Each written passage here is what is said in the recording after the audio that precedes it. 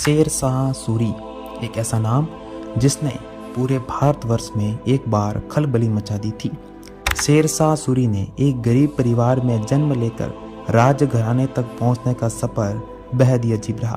शेर शाह सूरी ने भारत पर कई वर्षों तक शासन किया, कई युद्धों में विजय प्राप्त की तथा मुगल वंश को झकझोर कर रख दिया तथा मुगलों को एक बार फिर भारत छोड़ने के लिए मजबूर कर दिया।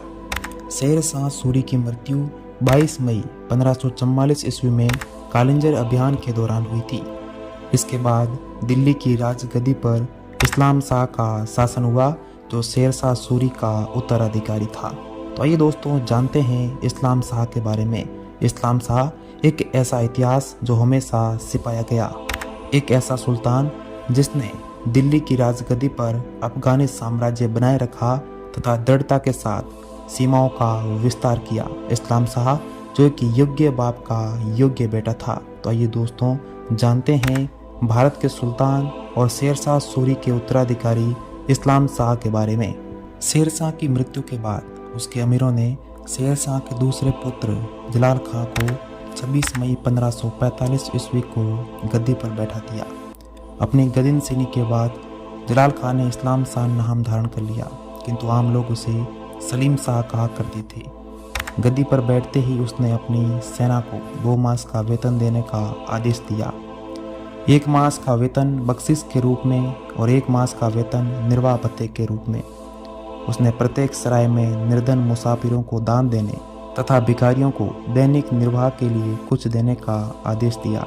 उसने दरबार के अमीरों पर कठोर नियंत्रण स्थापित किया तथा जागीरदारों की जागीरें जब्त कर उन्हें निर्वाह के लिए नकद रुपये दे दिए गए।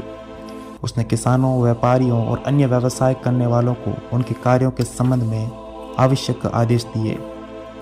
उसने अपनी सेना को 5, 10 व 20 हजार के डिवीजन में बांटकर प्रत्येक डिवीजन पर एक सरदार की नियुक्ति कर दी। प्रत्येक डिवीजन के सरदार को हर शुक्रवार को एक विशाल डेरे में एकत्रित किया जाता। डेरे के मध्य ऊंचाई पर इस्लाम शाह के जूते व तीरों से भरा तरकस रखा जाता और सभी सरदार जूते और तरकस के समक्ष नतमस्तक होकर सलाम करते। इसकी अवहेलना करने वाले सरदार को सपरिवार दंड दिया जाता था।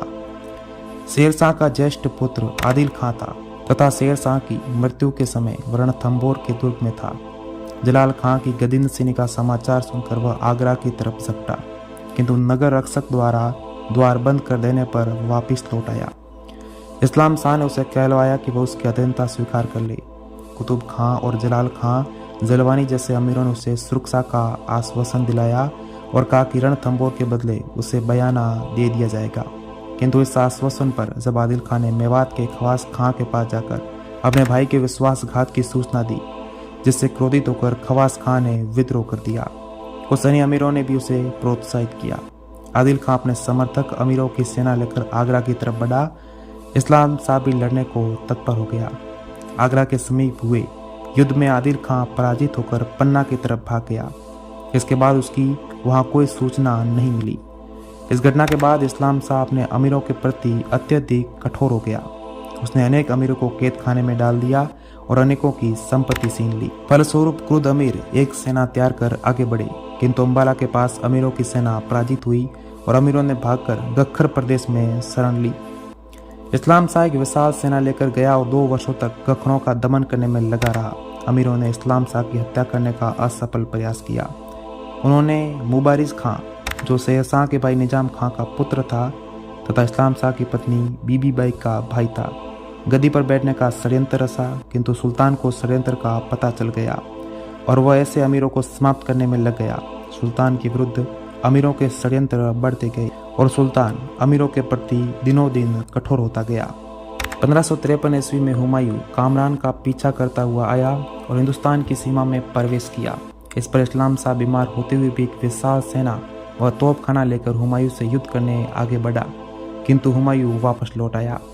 अतः इस्लाम शाह भी लौटकर ग्वालियर आ गया। उसकी बीमारी ने भयंकर रूप धारण कर लिया। वह मृत्यु छाया पर पड़ा हुआ था, फिर भी अमीरों को मरवाने का प्रबंध करता रहा।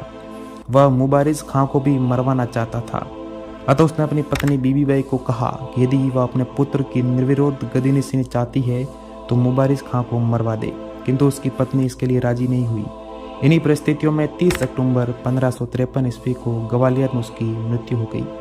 यद्यपि वह अपने पिता का योग्य उत्तराधिकारी था, किंतु वह अत्यधिक क्रोधी और प्रतिहिंसक प्रवृत्ति का होने के कारण जिंदगी भर विद्रोही अमीरों से जूझता रहा।